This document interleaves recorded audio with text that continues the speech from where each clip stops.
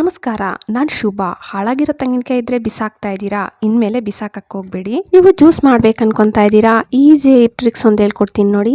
ಈ ಥರ ವಿಸ್ಕರಲ್ಲಿ ಹಿಂಗಂತ ಇರಬೇಕಷ್ಟೇ. ಒಂದು ಸ್ವಲ್ಪ ಹೊತ್ತು ಹಿಂಗೆ ಅಂದಿದ್ದೀರಂತಂದರೆ ಜ್ಯೂಸ್ ಸಪ್ರೇಟ್ ಆಗಿಬಿಡುತ್ತೆ, ಬೀಜನೇ ಸಪ್ರೇಟ್ ಆಗ್ತಾ ಇರುತ್ತೆ.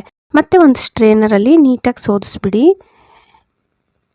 ಸೋದಿಸ್ಬಿಟ್ಟು ಮತ್ತೆ ಇನ್ನೂ ಒಂದು ಸತಿ ಸ್ಟ್ರೈನರಲ್ಲಿ ಸ್ವಲ್ಪ ಹಿಂಗಂದರೆ ಬೀಜ ಸಪ್ರೇಟ್ ಆಗಿಬಿಡುತ್ತೆ ನೋಡಿ. ಇವಾಗ ಬೀಜನೂ ಒಂದು ಪ್ಲೇಟ್ಗೆ ಸಪ್ರೇಟ್ ಮಾಡಿಬಿಡ್ತಾ ಇದ್ದೀನಿ. ಇನ್ನೂ ಒಂದು ಸತಿ 2 ಸತಿ ಮಾಡ್ಕೋಬೇಕು ನೀವು. ಹಿಂಗೆ 2 ಸತಿ ಮಾಡಿಬಿಟ್ಟು ಬೀಜ ಸಪ್ರೇಟ್ ಮಾಡಿದೆ, ಹಣ್ಣು ತೋರಿಸಿದೆ ನೋಡಿ. ಒಳಗಡೆ ಒಂದು ಸ್ವಲ್ಪನೂ ಇಲ್ಲ. ಮನೇಲಿ ಈ ಥರ ನಲ್ಲಿ ಇದ್ದರೆ ನೀವು ಒಂದು ಚಾಕುವಲ್ಲಿ ಫಸ್ಟ್ ಮಾರ್ಕ್ ಮಾಡ್ಕೋಬೇಕು. ರೌಂಡಾಗಿ ಮಾರ್ಕ್ ಮಾಡ್ಕೊಬಿಟ್ಟು ಅಲ್ಲಿ ಹೋಲ್ ಮಾಡಿ ಇದನ್ನು ಟೈಟಾಗಿ ಹಿಂಗೆ ತಿರುಗಿಸ್ಬಿಟ್ರೆ ಅಲ್ಲಿ ಇರುತ್ತೆ. ಅಂದರೆ ಮಕ್ಕಳಿಗೆ ಇದು ತುಂಬ ಚೆನ್ನಾಗಿ ಅನಿಸುತ್ತೆ. ಇವಾಗ ಕಾಮನ್ನಾಗಿ ನಾವು ಜ್ಯೂಸ್ ಕೊಟ್ಟರೆ ಮಕ್ಕಳು ಅಷ್ಟೊಂದು ಇಷ್ಟಪಡಲ್ವಲ್ಲ, ಆದರೆ ನೀವು ಈ ಥರ ಟ್ರಿಕ್ಸ್ ಮಾಡಿ ಮಕ್ಳಿಗೆ ತುಂಬ ಇಷ್ಟ ಆಗುತ್ತೆ ನೋಡಿ. ಜ್ಯೂಸ್ ಅದರೊಳಗಡೆಗೆ ಹಾಕ್ಬಿಟ್ಟು ಮುಚ್ಚಳ ಇಟ್ಬಿಡಿ, ಏನೂ ಬೀಳ್ದಿರ ಮುಚ್ಚಿಬಿಟ್ಟು ಅವ್ರ ಕೈಗೆ ಗ್ಲಾಸ್ ಕೊಟ್ಬಿಟ್ಟು ಬಿಟ್ಬಿಡಿ.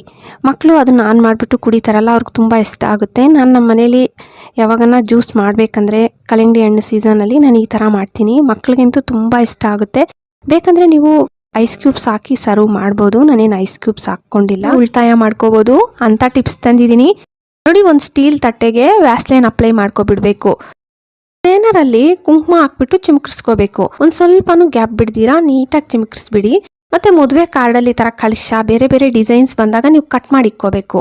ನಾನು ಇದು ಮದುವೆ ಕಾರ್ಡಲ್ಲಿ ಬಂದಿತ್ತು, ಕಟ್ ಮಾಡಿ ಇಟ್ಕೊಂಡಿದ್ದೆ. ಇವಾಗ ಕಲರ್ ರಂಗೋಲಿ ಪುಡಿಯಲ್ಲಿ ಕಲರ್ಸ್ ಬಿಡ್ತಾ ಇದ್ದೀನಿ ನೋಡಿ. ನಿಮಗೆ ಯಾವ ಕಲರ್ ಇಷ್ಟ ಇಲ್ಲ, ನಿಮ್ಮ ಮನೇಲಿ ಯಾವ ಕಲರ್ ಇರುತ್ತಲ್ಲ ಆ ಕಲರಲ್ಲೇ ಕಲರ್ ಬಿಡ್ಬೋದು. ಮತ್ತು ನಿಧಾನವಾಗಿ ಆ ಕಾರ್ಡ್ ಎತ್ಬಿಟ್ರೆ ನೋಡಿ ಎಷ್ಟು ಚೆನ್ನಾಗಿ ಕಳಿಶ ಬಂದಿದೆ. ನೀವು ರಂಗೋಲಿ ಬಿಡೋ ಅಷ್ಟೇ ಇಲ್ಲ, ನಮಗೆ ರಂಗೋಲಿನೇ ಬರಲ್ಲ ಅನ್ನೋರು ಈ ಥರ ಟ್ರೈ ಮಾಡಿ ನೋಡಿ. ನನ್ನ ಹತ್ರ 1 ರೂಪಿ 2 ರೂಪೀಸ್ ಕಾಯಿನ್ಸ್ ಇತ್ತು, ಸೈಡಲ್ಲಿ ಡೆಕೋರೇಷನ್ ಮಾಡ್ಕೊತಾ ಇದ್ದೀನಿ. ನಿಮ್ಮ ಹತ್ರ 5 ರೂಪೀಸ್ ಗೋಲ್ಡ್ ಕಾಯಿನ್ ಇದ್ದರೆ ಅದರಲ್ಲೇ ಬೇಕಾದರೂ ನೀವು ಈ ಥರ ಮಾಡ್ಕೋಬೋದು, ತುಂಬ ಚೆನ್ನಾಗಿ ಕಾಣಿಸುತ್ತೆ. ಮತ್ತು ಮಧ್ಯದಲ್ಲಿ ದೀಪ ಬೆಳಗಿಸ್ತಾ ಇದ್ದೀನಿ ನೋಡಿ, ಎಷ್ಟು ಚೆನ್ನಾಗಿ ಕಾಣಿಸ್ತಾ ಇದೆಯೋ. ವರಲಕ್ಷ್ಮಿ ಹಬ್ಬಕ್ಕೆ ಸಿಂಪಲ್ ಆಗಿ ಮನೆಯಲ್ಲಿ ಇರೋದ್ರಲ್ಲೇ ನಾವು ಈ ಥರ ಡೆಕೋರೇಷನ್ ಮಾಡ್ಕೋಬೋದು. ಟ್ರೈ ಮಾಡಿ ನೋಡಿ. ಕೊಬ್ಬರಿ ತೋರಿಸ್ತಾ ಇದ್ದೀನಿ ನೋಡಿ, ಹಾಳಾಗಿರೋ ಕೊಬ್ಬರಿ. ನಾನು ತೆಂಗಿನಕಾಯಿ ಹೊಡೆದಾಗ ಕೊಬ್ಬರಿ ಹಾಳಾಗಿದ್ದರೆ ನಾನು ಬಿಸಾಕಲ್ಲ, ಅದನ್ನ ಬಿಸಿಲಲ್ಲಿ ಇಟ್ಬಿಡ್ತೀನಿ. ಸ್ವಲ್ಪ ಒಣಗಿಸಿದ್ದೀನಿ, ಅಂದರೆ ಹಾಳಾಗಿರೋ ಕೊಬ್ಬರಿ ಎಲ್ಲ ಸ್ಟೋರ್ ಮಾಡ್ತೀನಿ. ಅದನ್ನೆಲ್ಲ ನೀರೊಳಗೆ ಸೇರಿಸ್ಕೊಬಿಡಿ.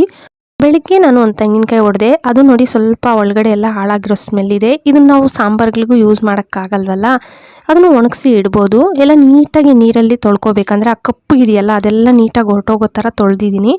ಇವಾಗ ಸಣ್ಣ ಸಣ್ಣ ಪೀಸಸ್ ಆಗಿ ಕಟ್ ಮಾಡಿದ್ದೀನಿ ನೋಡಿ. ಮಿಕ್ಸಿ ಜಾರ್ ಒಳಗೆ ಒಂದು ಸ್ವಲ್ಪ ಕೊಬ್ಬರಿ ಕಟ್ ಮಾಡಿರ್ತೀರಲ್ಲ ಅದನ್ನು ಒಂದು ಸ್ವಲ್ಪ ನೀರು ಹಾಕ್ಬಿಟ್ಟು ರುಬ್ಕೊಂಬನ್ನಿ. ಸ್ವಲ್ಪ ನೀರು ಹಾಕ್ಕೊಳ್ಳಿ ನೋಡಿ, ರುಬ್ಕೊಂಬಂದಿದ್ದೀನಿ. ಇವಾಗ ಇದನ್ನು ಸ್ಟ್ರೈನರಲ್ಲಿ ನೀಟಾಗಿ ಸೋದಿಸ್ಕೊಬಿಡ್ಬೇಕು. ಇಲ್ಲಾಂದರೆ ಕಾಟನ್ ಬಟ್ಟೆ ಒಳಗೆ ಹಾಕ್ಬಿಟ್ಟು ಸೋದಿಸ್ಕೊಬಿಡಿ. ಒಂದು ಸ್ವಲ್ಪನೂ ಹಾಲು ಬಿಡಬೇಡಿ, ನೀಟಾಗಿ ಸೋದಿಸ್ಬಿಡ್ತಾ ಇದ್ದೀನಿ ನೋಡಿ. ಇವಾಗ ಇದನ್ನು ಒಂದು ಬಾಣಲೆಗೆ ಹಾಕ್ಕೊಬಿಟ್ಟು ಗ್ಯಾಸ್ ಮೀಡಿಯಮ್ ಫ್ಲೇಮಲ್ಲಿ ಇಟ್ಬಿಟ್ಟು ಒಂದು ಸ್ವಲ್ಪ ಹೊತ್ತು ಬಿಟ್ಬಿಡಿ. ಒಂದು 10 ರಿಂದ 15 ನಿಮಿಷ ಬಿಟ್ಬಿಡಿ, ಏನು ಮುಟ್ಟಕ್ಕೆ ಹೋಗ್ಬಿಡಿ. ನೋಡಿ 15 ನಿಮಿಷ ಆದಮೇಲೆ ನಾನು ನಿಮ್ಗೆ ತೋರಿಸ್ತಾ ಇದ್ದೀನಿ.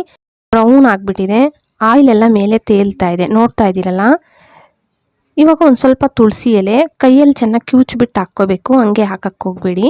ಅದು ಚೆನ್ನಾಗಿರುತ್ತೆ ಸ್ಮೆಲ್ಲು, ಒಂಥರ ಎಣ್ಣೆ ಸ್ಮೆಲ್ ತುಂಬ ಚೆನ್ನಾಗಿ ಬರುತ್ತೆ.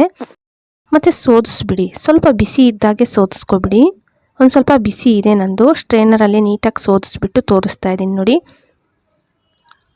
ಮತ್ತು ಬಟ್ಟೆ ಒಂದು ಇಟ್ಬಿಟ್ಟು ಆ ಬ್ರೌನ್ ಪಾರ್ಟ್ ಇತ್ತಲ್ಲ ಅದರಲ್ಲಿ ಸ್ವಲ್ಪ ಆಯಿಲ್ ಹಂಗೆ ಇರುತ್ತೆ, ಅದನ್ನು ನೀಟಾಗಿ ಹಿಂಡ್ಕೊಬಿಡಿ. ಅದರಲ್ಲಿ ಒಂದು ಸ್ವಲ್ಪ ಆಯಿಲ್ ಸಿಗುತ್ತೆ. ನೀಟಾಗಿ ಸೋದಿಸ್ಬಿಟ್ಟಿದ್ದೀನಿ ನೋಡಿ. ಇವಾಗ ಒಂದು ಸ್ವಲ್ಪ ಕರ್ಪೂರ, ಅಂದರೆ ಒಂದು ಕರ್ಪೂರ ಅಲ್ಲ, ಒಂದು ಸ್ವಲ್ಪ ಕರ್ಪೂರ ಸೇರಿಸ್ಬಿಡಿ. ಅಕಸ್ಮಾತ್ ಹಾಳಾಗಿರೋ ಕೊಬ್ಬರಿಯಲ್ಲಿ ಮಾಡಿರೋದಲ್ಲ, ಯಾವುದೂ ಸ್ಮೆಲ್ಲು ಇರಲ್ಲ, ಒಂದು ಒಳ್ಳೆ ಎಣ್ಣೆ. ನಾವು ತಲೆ ಕೂದಲಿಗೆ ಬೇಕಾದರೂ ಹಚ್ಕೋಬೋದು, ಯಾವುದೇ ಸ್ಮೆಲ್ ಇರಲ್ಲ. ಮತ್ತು ದೇವ್ರ ದೀಪಕ್ಕಾದರೂ ಬಳಸ್ಕೋಬೋದು. ಖಂಡಿತ ಟ್ರೈ ಮಾಡಿ. ಬಾಟಲ್ ತಗೊಂಡಿದ್ದೀನಿ, ವಾಟರ್ ಬಾಟಲ್ ತುಂಬ ನೀರು ಇರಬೇಕು, ಅಂದರೆ ಅಲ್ಲಾಡಬಾರ್ದಲ್ವ, ಅದಕ್ಕೆ ವಾಟರ್ ಬಾಟಲ್ ತುಂಬ ನೀರು ತಗೊಂಡು ಒಂದಷ್ಟು ಉದ್ದ ಉಲ್ಲನ್ ದಾರ ತಗೊಂಡು ಅದ್ರ ಕೆಳಗಡೆಯಿಂದ ನೋಡಿ ಡಬಲ್ ದಾರ ಥರ ತಗೊಂಡಿದ್ದೀನಿ. ನೀವೇನು ಮಾಡಬೇಕಂದ್ರೆ ದಾರಾನು ಫಸ್ಟು ಲಾಸ್ಟಲ್ಲಿ ಗಂಟು ಹಾಕ್ಕೊಬಿಡಿ. ಮತ್ತು 2 ಹೂ ಇಡಬೇಕು. ನಾನು ಕಾಡು ಮಲ್ಲಿಗೆ ತಗೊಂಡಿದ್ದೀನಲ್ಲ, ನೀವು ಸಣ್ಣ ಮಲ್ಲಿಗೆ, ಗುಂಡು ಮಲ್ಲಿಗೆ, ಇಲ್ಲ ಸೇವಂತಿ, ರೋಸು, ಚಿಕ್ಕ ರೋಸ್ ಬೇಕಾದರೂ ಈ ಥರನೇ ಕಟ್ಬೋದು ನೋಡಿ. 2 ಹೂ ಇಟ್ಬಿಟ್ಟು ಗಂಟು ಹಾಕೋದು.